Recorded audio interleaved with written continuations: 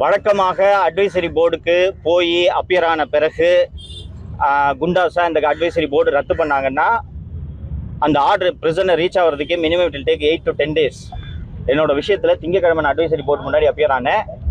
Wednesday home department என்னோட act 14 டிடென்ஷனை ரத்து செய்து அரசாணையை சிறைக்கு அனுப்பியிருந்தது. அந்த அரசாணையை படித்த வகையில் முதல்வர் திரு விஜய் அவர்களே தலையிட்டு எவ்வளவு விரைவாக முடியுமோ அவ்வளவு விரைவாக குண்டர் சட்டத்தை ரத்து செய்யுங்கள் என்று உத்தரவிட்டதன் விளைவாகத்தான் நான் இவ்வளவு விரைவாக உங்கள் முன் பேசிக் கொண்டிருக்கிறேன். அருண் ஐபிஎஸ் வந்துட்டு இன்னும் போஸ்டிங் கொடுக்காம காத்திருப்போர் பட்டியலில் வச்சிருக்காங்க.